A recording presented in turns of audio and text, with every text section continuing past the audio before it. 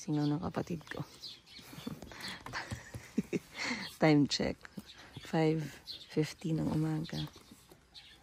At ang sarap ng tulog ng lahat. And katabi ko si Calby. Sarap ng tulog ng anak ko, guys. So, ito yung aming higaan. And as you can see, ito talaga ay traditional Tiboli inspired ng tulugan.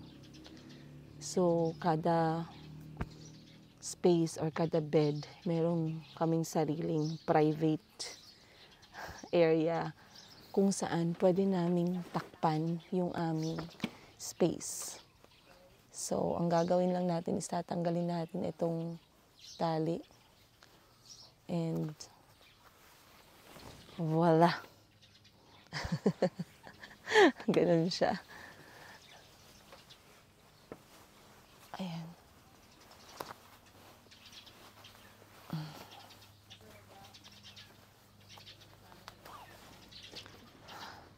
So, ang sarap ng tulog namin kagabi.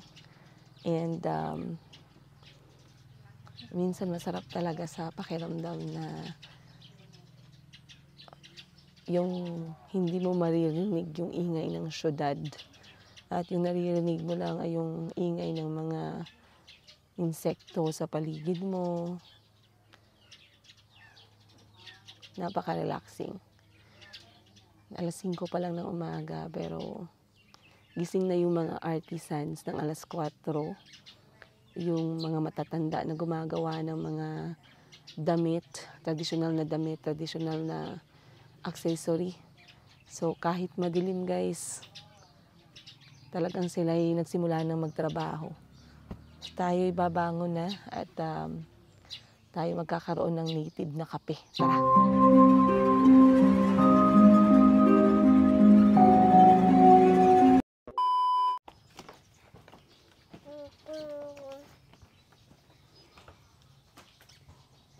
Morning! Haninya! Haninya! Morning! Good morning! Mama. Mama.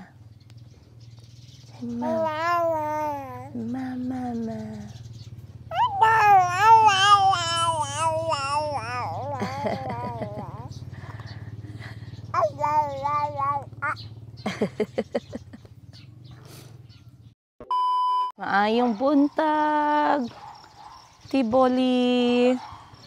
Naghahanap kami ni Mayumi ng pandesal. Pero wala pang bukas na pandesal.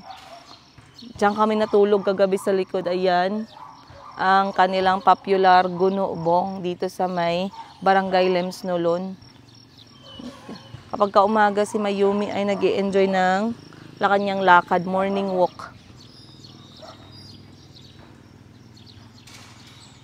So akala ko nung una, itong gunobong located siya sa parang medyo secluded na area, yung tahimik baga. Pero ito ay nasa gitna ng kanilang barangay center, barangay government center. Kasi dito sa tabi merong barangay hall. Ayan, then dito naman sa kabila merong basketball court. Then, ang dami na nating mga kapitbahay dito. At lahat gising na ng alas 5. Very good. Very good. Very good na. Sarap ng tulog mo. Huh? Uy, gutom na ako.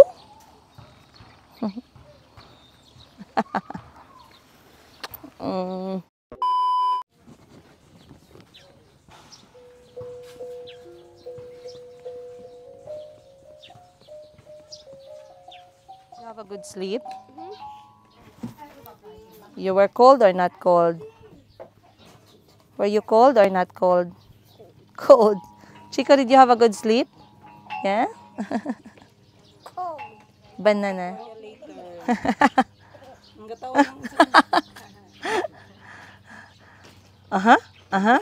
Yes. Oh, go. Sayaw ka doon, no? Guys, good morning! Ang sarap ng tulog ko kagabi. hindi ko in-expect na talagang, minsan kasi namamahay ako guys, pero sobrang sarap talaga ng tulog ko kagabi. Apaka-komportable at bahay na bahay talaga siya. So, etong Lemsnolon Homestay or Gunubong experience dito sa Tiboli ay isa sa must experience kapag ka nag-research kayo about sa area na to. Dito sa Tiboli, merong mga few activities and few places that you can visit. Some of them family-friendly, yung iba naman for adults only. So, yung Lake Holon, which is napuntahan namin last time, must do, must go, must see talaga. And then number 2 is this one, the Lemsnolon Homestay with traditional Tiboli dance experience, traditional weaving experience, traditional accessories experience, and of course, hindi mawawala ang kanilang Tiboli cuisine experience. So, ngayong umaga, since maganda yung sikat ng araw, bigyan natin kayo ng konting tour. What is Gunubong? So, Gunubong basically is a Tiboli dialect. Nang ibig sabihin ay big house or malaking bahay. And etong bahay na to ay mainly consist ng kawayan. So, ikutin natin. So, this is a very traditional way of living ng mga Tiboli, guys. Sa tingin ko, itong bahay na to makaka-occupy siya ng more than 20 katao. Kasi, ang dinig ko, naka-occupy din sila dito ng 100. Pero sa normal setting ng isang bahay, 16, 15 to 20 people can live comfortably. Then dito sa may baba na area, dahil nga stilt house siya, ang kanyang poste ay gawa lahat sa kawayan. And meron silang area dito ng traditional weaving or yung makalumang pamamaraan ng paggawa ng kanilang tela, which can take them months.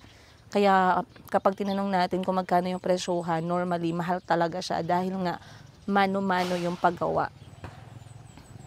And dito sa may Tiboli, guys, marami namang mga gunubong experience or homestay experience. Pero this specific one in Lemsnolon or Barangay Lemsnolon ay talagang mas popular kesa sa iba.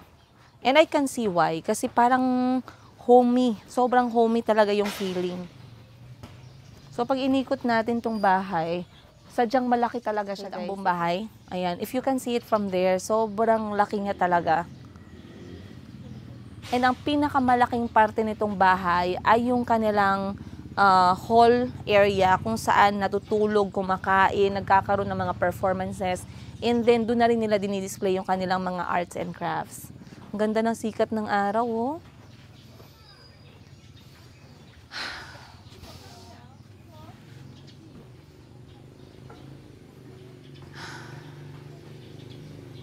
Tara.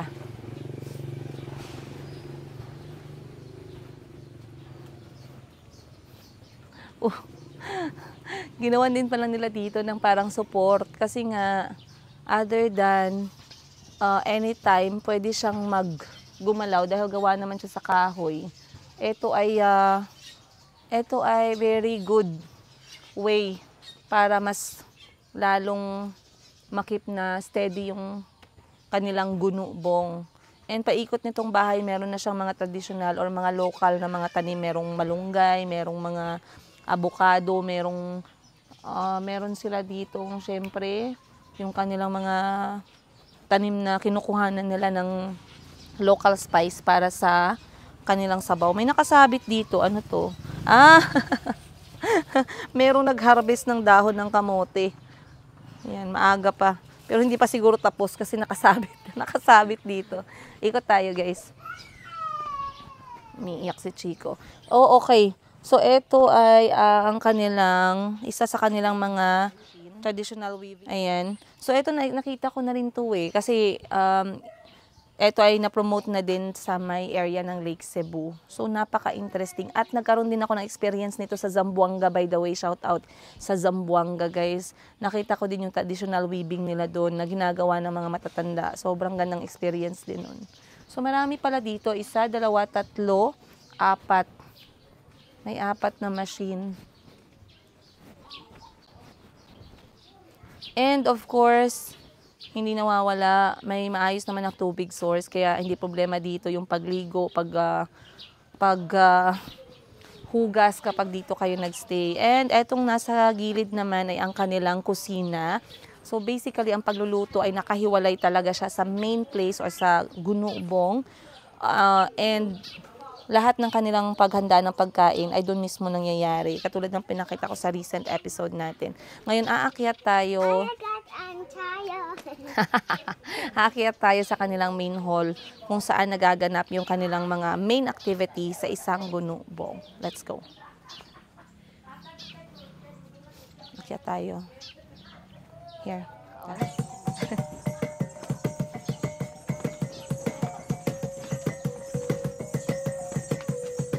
So, eto yung kanilang main hall. Eto na yung kanilang all-in-one. Dito na lahat nangyayari, yung main activities, yung kanilang mga performances to welcome the visitors. Andito yung kanilang mga arts and crafts. Andito ang kanilang mga traditional clothing na binibenta at ginagawa here in this corner. At nandito din pala yung kanilang mga instrument. Ayan. So, kapag dumarating yung mga guest, nagkakaroon ng special performance. Yung mga kapatid nating mga tiboli, lalo na yung mga matatanda, nagtutugtog ng mga instrument, sumasayaw, suot yung kanilang local clothing. So, pagdating naman sa damit, meron silang dalawang klaseng ginagawa. Ito yung pinaka traditional talaga, yung kanilang embroidery. And meron din silang ginagawang yung sequins na version. Pero lahat to, guys, gawang kamay. Manual lang. Wala silang ginagamit na machine. And eto yung tinalak version. Gawa sa abaka. Ayan. Ang ganda.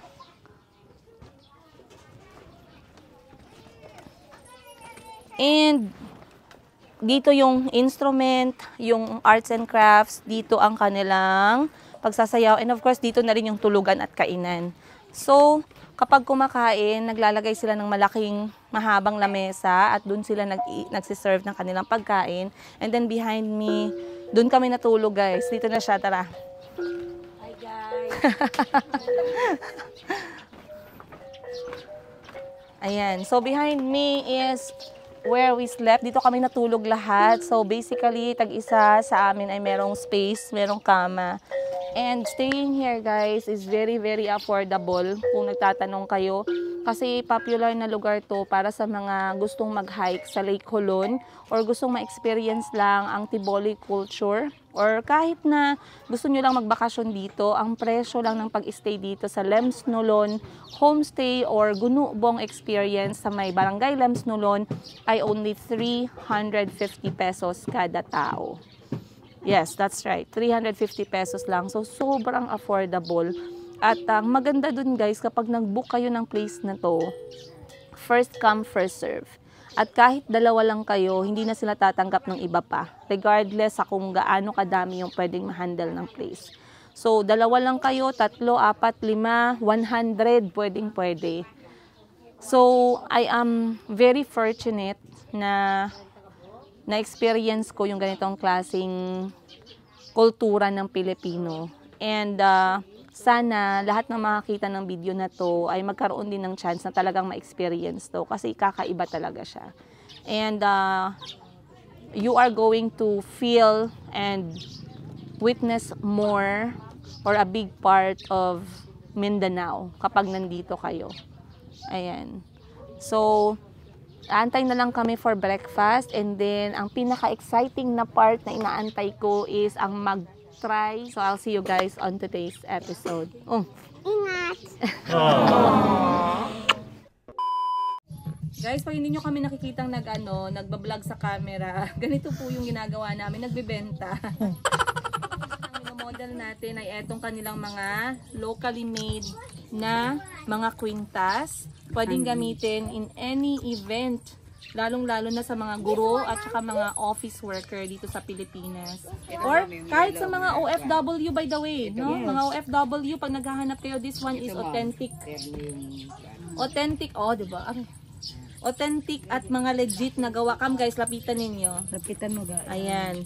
Authentic na bronze beads and handmade. Gawang kamay yan. Pero tingnan nyo gaano kalinis. So, if you want to take something Filipino, something Pinoy, tatak Pinoy guys. At mga kababayan natin dyan, mga kapatid nating taga Mindanao. Alam nyo ba guys, ito mga kwintas na to, yung mga artisans natin ng mga Tiboli artisans, ginagawa ito ng alas 4 ng umaga. Gising na sila para gumawa ng mga ganito. Yes. So this one talaga ay may pagmamahal. Ito naman maganda siya, simple lang. Pero apakaganda din ng kanyang design. And I know makikita nyo to sa ibang lugar, pero the original place to get this kind of Filipino accessory ay dito sa may Tiboli, South Cotabato. Minsan ayaw nila ng malalaki, di ba? So meron din tayong mga manipis at small sizes. Izo mo ati po ito yung ano nila, design. Ayan. So ito, handmade to nila dito, itong tanso na ito. And then, look at the details. Don't touch. Ah, diba? Ang ganda. Ayan, this is original. Wow! Wow, ang ganda. Mama, you got necklace. Breakfast time! And ang breakfast natin ay meron tayong corned beef at saka snowball. And boiled egg. Give me that water here first. It's a very yummy soup. Wow, Chica is eating a lot. Sa aga ng breakfast natin, alas 7 ng umaga. Kapag taga-syudad ka, yung alas 7. Ano pa guys, tulog pa yung puwet mo. Pero dito, alas 7, kakain na tayo ng breakfast.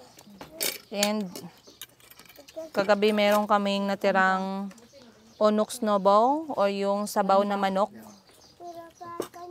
And kanin, itlog. Lagyan na din natin ng corned beef. When traditional meets the modern. In fairness guys, gutom na ako ha. Alas 7 pa lang.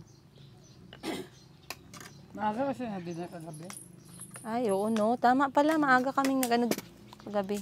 So, itong ulam at breakfast natin, pwedeng pinapaluto sa kusina. Orderin na siya ng gabi pa lang. Ayan.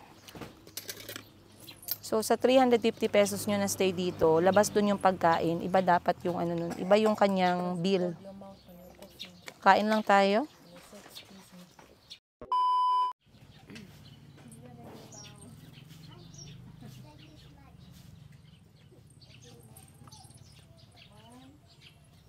Bakit ang kauban ninyo, ma'am? Hindi siya magkain. Kinsa. Nagkaon naman tanan. Hi. Take all your phone, then I'm going to play hide and seek. Say, look, he ran. Because he doesn't listen. So, Auntie, how do you make your fabric in Uganda? Do you make or do you buy? We just buy. You just buy. We buy from the shop already made. From China. From China, yeah. But here, Auntie, you are witnessing this one, which is a traditional way of making the fabric. They call it traditional weaving. Yeah, traditional weaving. Now, what they're making is malong. Amazing process. And only the old ladies know how to make them. Like this. Mama.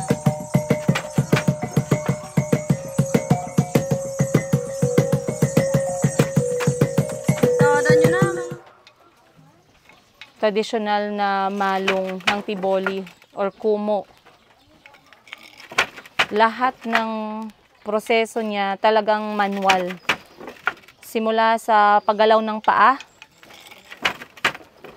Pansin niyo yung paa ni nanay. Yan. Hanggang sa pagpasok ng sinulid at pagbuo ng tela dahan-dahan. So yung paggawa ng buong kumo or malong, Kapag ka eto lang yung gagawin mo sa buong araw, 4 na araw makakagawa ka. Pansinin niyo yung pagpasok ni nanay ng sinulid. Tapos hihigpitan siya. Grabe, sobrang manual lang guys. At hindi lahat ng mga tiboli, kapatid nating tiboli ay nakakagawa ng ganitong klaseng gawain. Yung mga matatanda or tinatawag nilang tiboli artisans lang yung may kakayahang gumawa.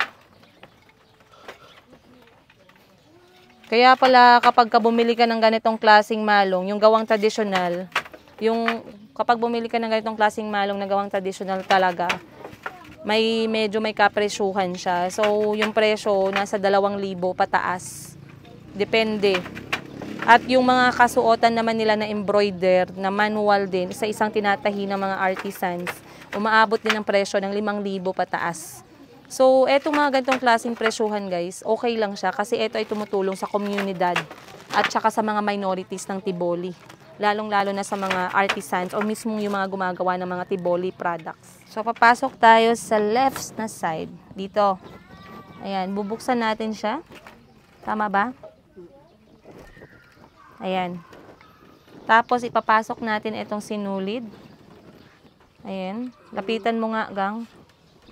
And then, kailangan natin siyang ayun. Slide. Masyadong... Hindi ka mag-touch. Pag napasok na yung sinulid, hihilahin natin to para kahit dalawa. Okay. Ang galing nga. Tapos, kabila ulit. No? Yan. Sa kabila. Pilatan mo dari sa tunga. Ikuan mo lang. Hindi mo lang ang tapak tong dito. Okay.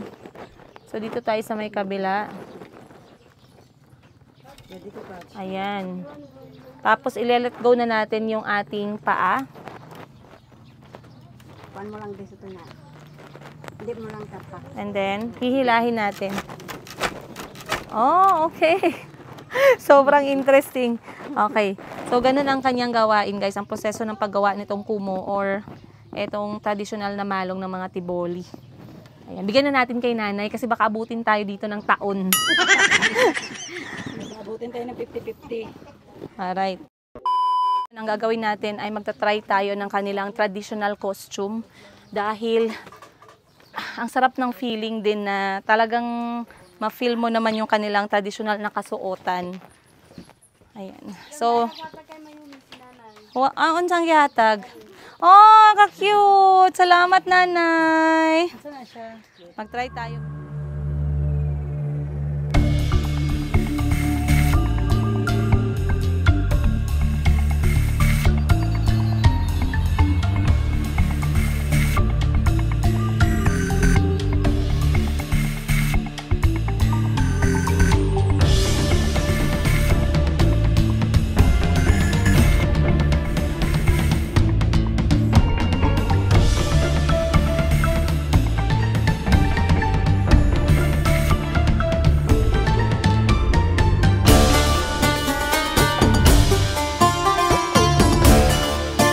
Hindi kompleto yung ating traditional tiboli costume kung wala yung mga handmade accessories na gawa din nila mismo. Alam niyo yung mga ganitong klaseng experience, parang nagiging karakter mo din talaga sila. So we are the Tiboli ladies in a day. And we are going to experience. Guys, ikakasal na ako ngayong araw. Anong huling mensahe ninyo? Laban. Sa aking bag. 5, 6. Finally, we have our complete Tiboli costume from accessories to clothing to bag. At ngayon gagawa tayo ng maliit na mga shot para sa ating experience na to. And of course, I hope you guys will love it. Let me know what you think. I'll see you on today's episode. Guys, tapos na tayo sa ating first part ng aming kinuhang drone shot. And it was amazing. It's amazing. This costume, thumbs up. Parang gusto ko nang tumira dito. At ganito na lang yung suotin ko araw-araw. Napakaganda talaga. Tingnan nyo guys, sa malapitan. And that is all handmade na embroidery. Yung kanilang handmade or traditional na malong. And ang ating accessories. Kompleto. Siyempre, akyat tayo sa taas para ma-experience nating sumayaw with the local instrument. Tara! Tara!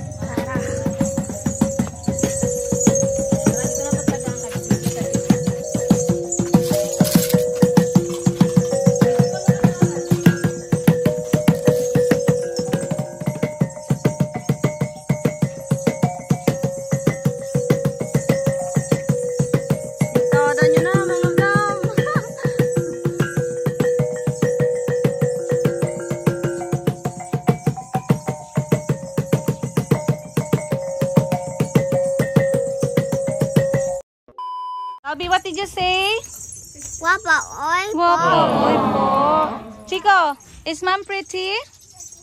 Wapa, oy. Guwapa. Guwapa, oy. Where? Come and see.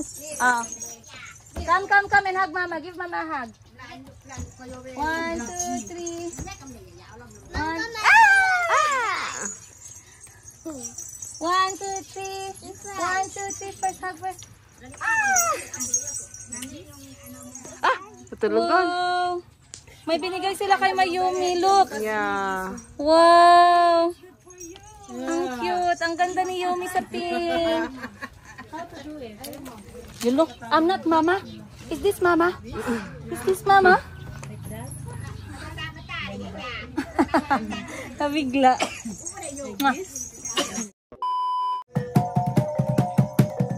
Go, auntie. Yeah. Balo man pud ni. Balo man siya. Yes. Balo man kami, ma'am. They are all widow like auntie. 16 kami dari puro balo. Wow. But auntie daw ready to get married. May kilala kayo single. Bigyan na. Siya, ma'am. Siya. Ay, siya, ma'am. Si Tisi, itong hinapos. Oo, si Ate Tess. Ah. Balo na siya. Pero na may kilala single kay si auntie nangitag single.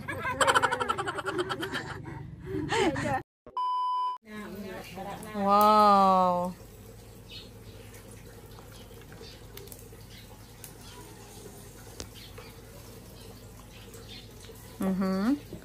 So gitimpla na yung ano. Wow. Ito yung kanyang mga sangkap, sibuyas, basil.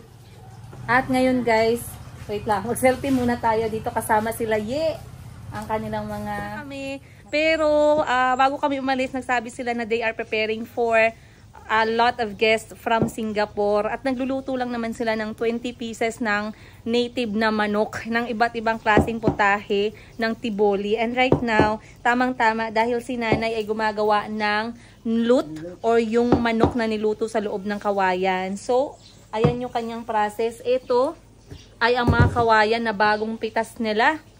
At tingnan nyo naman guys, pinasok na yung karne sa loob ng kawayan na natimplahan na. Siyempre, wag nating kalimutan yung tanglad. Papasukan muna siya ng tanglad and then ilalagay yung kada sangkap. So, eto na, na-marinate na yan. Ng mga ilang minuto.